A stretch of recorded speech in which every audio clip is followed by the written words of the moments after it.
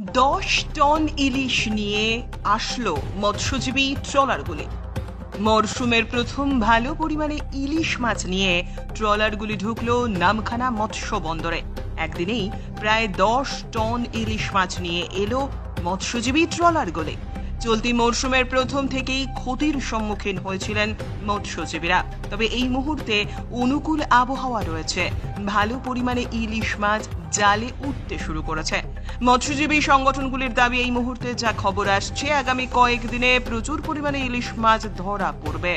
2 থেকে 3 দিনের মধ্যেই বাকি ট্রলারগুলি ফিরে আসবে ঘাটগুলিতে। বাজারে ইলিশের যা চাহিদা রয়েছে তার অনেকটাই পূরণ হবে, এতে দামও অনেকটা কমবে বলে আশাবাদী তারা।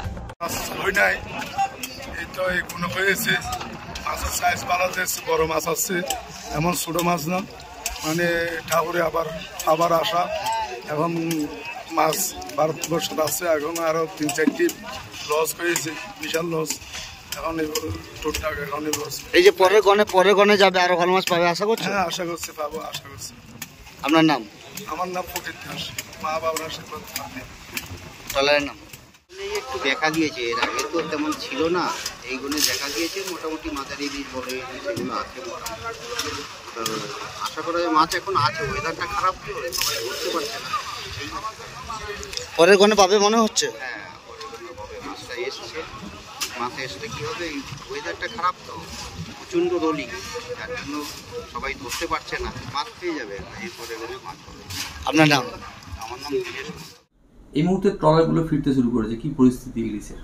হ্যাঁ, দীর্ঘদিন বাদে ট্রলারগুলো ফিশিংয়ে গিয়েছিল, তো এই মুহূর্তে ট্রলারগুলো ফিরতে শুরু করেছে এবং আমাদের কাছে যেটুকু খবর আছে বেশ কিছু ইলিশ মাছ পড়েছে এবং এটা এই মরশুমের সবচেয়ে ভালো ইলিশ মাছ বলা যেতে পারে।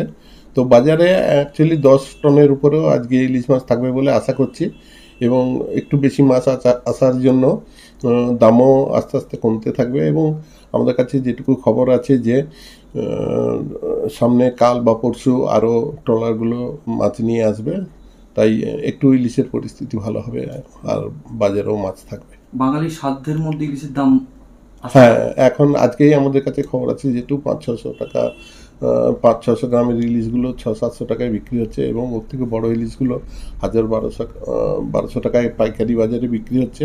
তো আরেকটু মাছ এসে যাওয়ার পরে এটাও আরও কমতে পারে বা কমে যাবে।